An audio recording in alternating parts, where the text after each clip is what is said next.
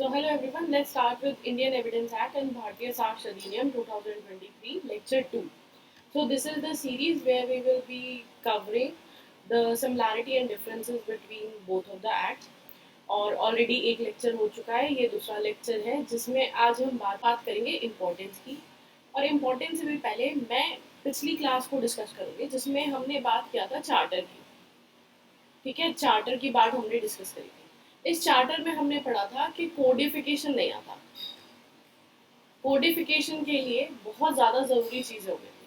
तो चार्टर के बाद पहले तो कोडिफिकेशन नहीं था। चार्टर में क्या है, 3 चार्टर्स आए थे हमारे पास। 3 प्रेसिडेंसी टाउन हुए, बॉम्बे, मेड्रास, कैलकाटा। उसके बाद हमें कोडिफिकेशन चाहिए था। तो कोडिफिकेशन के लिए क्या हुआ, जो बेंथम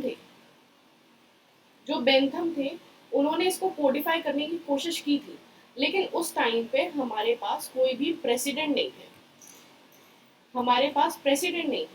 तो अगर हमारे पास प्रेसिडेंट नहीं थे तो हमारे पास वॉइस रॉय के पास चला गया। ठीक है, अब जब वॉइस रॉय के पास गया तो उनके पास 2 ऑप्शन थे, इधर to accept and to reject. तो उन्होंने क्या कर दिया, रिजेक्ट कर दिया। और ये रिजेक्ट किसने किया था, ये किया था सर हेनरी मेन।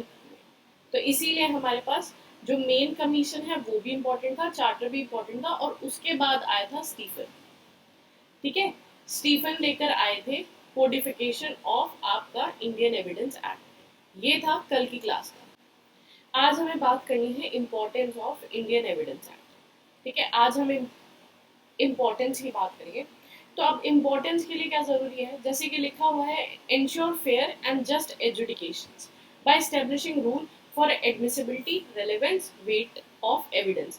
तो एक तरह से जो एविडेंस लॉ है वो आपका एस्टैब्लिश करता है रूल्स को, एडमिसिबिलिटी को, रेलेवेंस को, और वो एविडेंस के वेटेज पे बात कराए जो कि कोर्ट के सामने प्रेजेंट किए जाएंगे। और ये साथ ही साथ क्या करता है, प्रोटेक्ट भी करता है और प्रमोट भी करता है। प्रोटेक्ट क्या करता है, इंडिविजुअल के राइट, प्रमोट करता है जुडिशियल एफिशिएंसी को। तो ये जो हमारे पास ऑब्जेक्टिव है ना, इनका कॉर्नर स्टोन ही इंडियन एविडेंस एक्ट। फिर आता है हमारे पास एक केस जो कि है state of UP versus Devman Upadhyay 1961 का केस। इस केस में सुप्रीम कोर्ट ऑफ इंडिया ने ये हेल्ड किया था कि जो एविडेंस है किसमें, क्रिमिनल मैटर्स में। ठीक है, क्रिमिनल मैटर्स में जो एविडेंस है वो इस सर्कमस्टांशियल जो बेसिस के एविडेंस है वो भी इतने स्ट्रॉन्ग इनफ होने चाहिए कि वो उसको एविडेंस हम बना सकें, लेकिन जो गिल्ट है, ठीक है, जो अक्यूज का गिल्ट है, बियॉन्ड रीजनेबल डाउट होना चाहिए और वहां पे कोई भी डाउट नहीं होना चाहिए, ताकि हम इस एविडेंस को प्रूव कर सके। तो बेसिकली एविडेंशियल वैल्यू के लिए बनाया गया है केस। तो यहाँ से इस केस से हमें क्या पता चल रहा है, इससे हमें पता चल रहा है फेयर एंड जस्ट एजुडिकेशन। ठीक है, और ये भी एडमिसिबिलिटी की बात कर रहा है। तो ये जो पॉइंटर्स थे ना हमारे लिए, ये सारे इसी में लागू हो जाते हैं। अब हम बात करते हैं overview of Indian evidence act की। तो नाम क्या है, एक्ट 1872। कौन सा एक्ट है ये, एक्ट नंबर 1 है 1872 का। अब ये एक्ट नंबर 1 जहाँ लिखा रहता है, इसका मतलब अगर हमारे पास 1872 का साल है तो उस साल में आने वाला ये पहला एक्ट था। और अगर आपको याद हो तो 72 में कौन सा एक्ट आया था, सेम ही एक्ट आया था, ICA, that is Indian contract act 1872। ये भी 1 सितंबर में आया था। ठीक है, 1 सितंबर 1872 में। तो 2 एक्ट आए थे, एक तो आया था आपका आईईए और एक आया था आईसीए। अब यहाँ पे प्रेसिडेंट की असेंट कब मिली थी, 15 मार्च 1872 को। अब इस एक्ट का प्रियम्बल क्या कहता है, इस एक्ट का प्रियम्बल कह रहा है, वेयर इट इज एक्सपीडिएंट, जहाँ पे ये जरूरी है कि हमें सारे कानून को एक जगह लेकर आना है, इकट्ठा करना है, तो वहाँ हम कंसोलिडेट करेंगे, जहाँ उनका डेफिनेशन बताना है वहाँ डिफाइन करेंगे।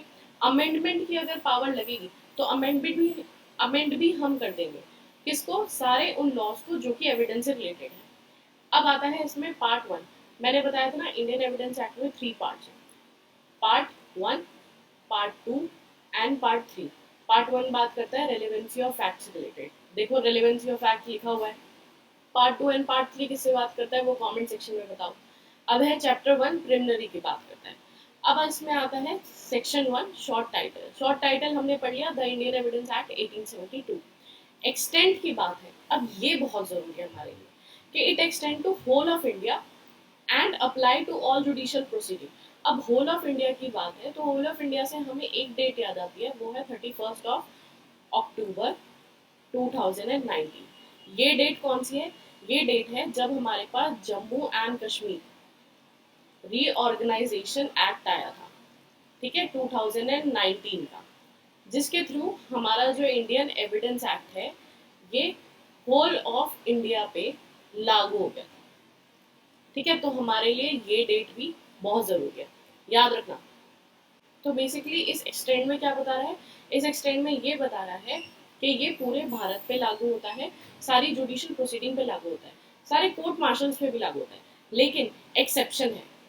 ठीक है, एक्सेप्शन है। एक्सेप्शन क्या है कि कोर्ट मार्शल्स पे तो लागू होगा, लेकिन जो हमारे आर्मी, एयरफोर्स और नेवी के कोर्ट मार्शल्स हैं उन पे लागू नहीं होगा। दूसरा एक्सेप्शन क्या कहता है, दूसरा एक्सेप्शन ये कह रहा है कि ये एफिडेविट्स पे भी लागू नहीं होगा। तीसरा कहता है कि जो आपका आर्बिट्रेटर के सामने, ठीक है, जो प्रोसीडिंग्स होती है उन पे भी लागू नहीं होगा।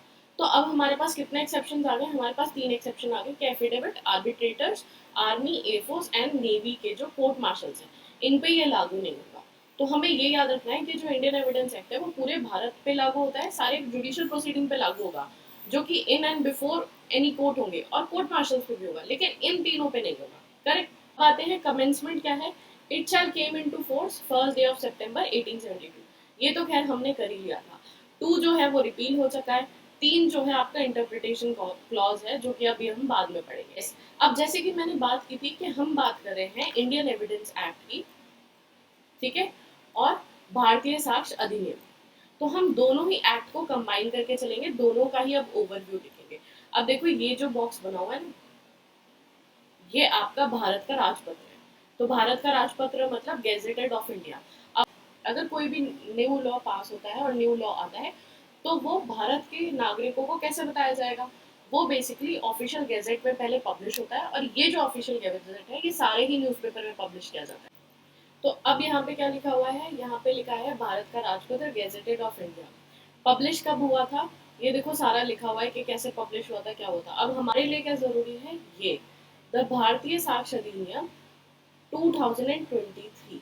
तो बहुत सारे स्टूडेंट्स को बेसिकली एक इशू है कि ये इंडियन एविडेंस एक्ट कहलाएगा कि भारतीय साक्ष्य अधिनियम कहलाएगा। तो देखो द भारतीय साक्ष्य अधिनियम लिखा हुआ है, इसका मतलब इसका इंग्लिश का भी नेम यही है।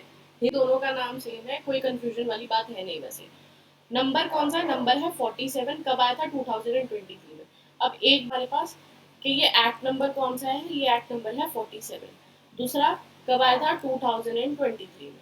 तीसरा हमारे पास नेम, ठीक है, वो है द भारतीय साक्ष्य अधिनियम 2023। अब प्रेसिडेंट की असेंट कब मिली थी, ये देखो ये मिली थी 25 दिसंबर को। तो चौथा पॉइंटर कौन सा इंपॉर्टेंट हो गया हमारे लिए कि when the president give assent. तो यहाँ पे लिखते हैं प्रेसिडेंट की असेंट, ये है 25 ऑफ दिसंबर 2023। ठीक है। अब यहाँ पे आता है कि प्रियम्बल क्या कह रहा है, an act to consolidate provide. हमने पहले क्या पढ़ा था, कंसोलिडेट एंड डिफाइन पढ़ा था, उसके साथ साथ अमेंडमेंट पढ़ा था। लेकिन यहाँ पे क्या है, कंसोलिडेट है, प्रोवाइड है जनरल रूल्स को, ठीक है, प्रिंसिपल को, Indian evidence for fair trial. तो अब हमारे लिए एक और चीज क्या है, पहली चीज ये कंसोलिडेट कर रहा है, ठीक है। दूसरा कंसोलिडेट के बाद क्या कर रहा है, प्रोवाइड कर रहा है, किनको, आपके जनरल रूल्स को, ठीक है। अब ये जनरल रूल्स किसके हैं, ये एविडेंस के प्रिंसिपल्स के बेस हैं।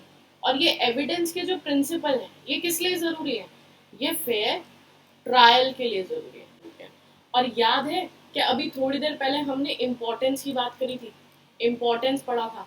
तो इम्पोर्टेंस में भी हमने सेम ही चीज तो पढ़ी थी कि फेयर ट्रायल की बात कर रहा है। तो देखो जो भारतीय साक्ष्य अधिनियम है उसमें बिल्कुल क्लियर लिखा हुआ है कि ये कंसोलिडेट करेगा, प्रोवाइड करेगा आपके एविडेंस के प्रिंसिपल को, जनरल रूल से रिलेटेड, और फेयर ट्रायल की बात करें, सिंपल।